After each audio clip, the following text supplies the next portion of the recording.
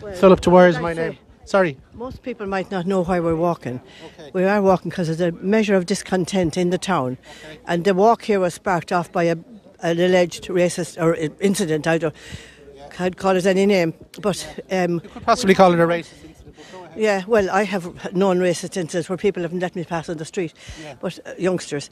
We have a lot of young men who are not working, who have accommodation. That my son certainly couldn't get any accommodation when he came back from Australia. Yeah. So there's not been one single racist incident. What's your first name? Sorry, do you want to move this way out of the way of the traffic? Not one single Garvey. Margaret Garvey. Fair play to you, there hasn't been one single racist incident. Most people here are like me, went away to work in England and came back, where our leaders assure us we were welcomed. Well, we weren't always welcomed, and we worked. And we've nothing against people who don't work. We are people fleeing from war.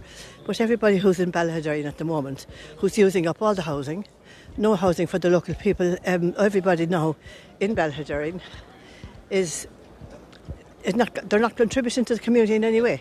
It's like they haven't had enough now, really. Yeah, this is the straw that's breaking the camel's back. Really. This is the straw, and people are reasonable and good and welcoming, and this is a wonderful community, but it's been fragmented.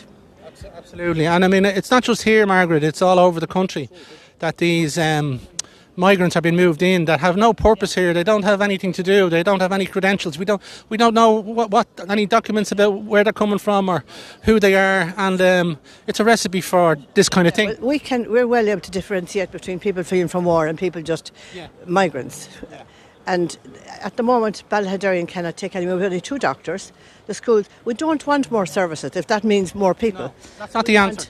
That's not the answer. We need to recognise that a very small community, about 2,300 people is on the census. Yeah. Margaret, I'm concerned here because I've been following this kind of issue for the last 4 years, and I've created my own media set up here, but the local politicians here that are coming here to try and tell you to protest against this, most of them have been on board with all of this, bringing in all these people, unvetted or vetted or whatever it is, and I'd hate to think that the good people of Ballaghaderreen would be hoodwinked here, today. Well, I have a young daughter, a nurse, came back from England to nurse here. It took her ages to get vetting. Yeah. Ages. Yeah.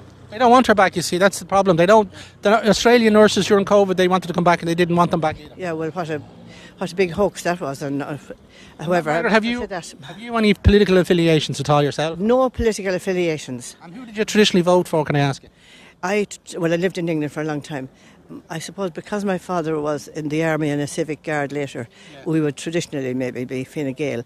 But when you begin to see through and realise they're all the same, they deliver the same thing. We're dictated by Europe anyway, and we have no sovereignty. They're pretending we have, and they're always talking about small communities and input and small people. That's all bullshit. I can see it for years. What do you want to say to the government, the local